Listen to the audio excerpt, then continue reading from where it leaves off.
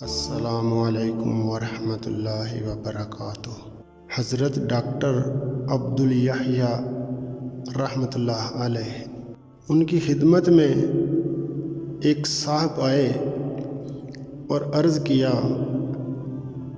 کہ حضرت میں بہت پریشان ہوں، اس لیے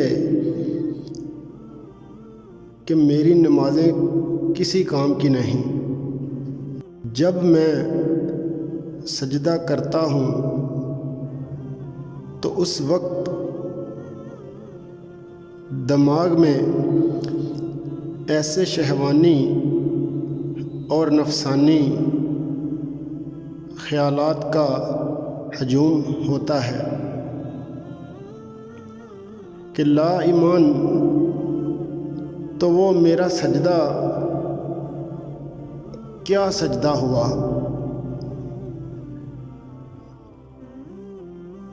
وہ تو جیسے ٹکریں مارنا ہوا۔ میں تو بہت پریشان ہوں کہ کس طرح اس مصیبت سے نجات پاؤں۔ حضرت نے فرمایا کہ تم یہ جو سجدہ کرتے ہو، تمہارے خیال میں یہ کیسا سجدہ ہے؟ اس نے کہا کہ حضرت بڑا ناپاک اور بڑا گندا سجدہ ہے، اس لیے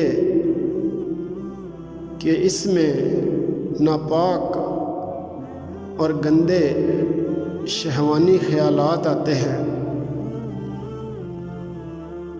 حضرت نے فرمایا کہ یہ ناپاک اور گندا سجدہ تو اللہ میاں کو نہیں کرنا چاہیے۔ اچھا ایسا کرو کہ تم یہ ناپاک سجدہ مجھے کر لو،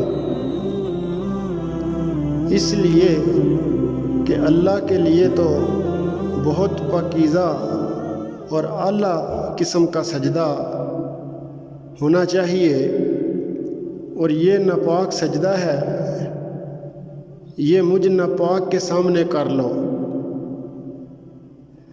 صاحب کہنے لگے توبہ توبہ، آپ کے سامنے کیسے سجدہ کر لوں؟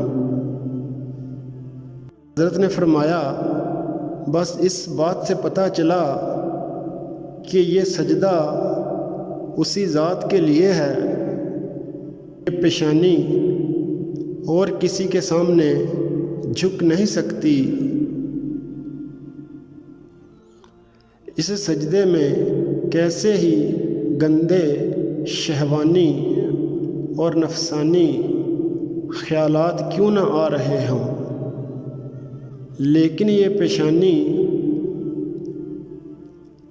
اگر جھکے گی تو اسی کے در پر جھکے گی، لہذا یہ سجدہ اسی اللہ کے لیے ہے، اور اگر یہ فاسد خیالات غیر اختیاری طور پر آ رہے ہیں تو انشاءاللہ یہ تمہارا کچھ نہیں بگاڑیں گے، اور یہ اللہ تعالیٰ کے یہاں معاف ہیں۔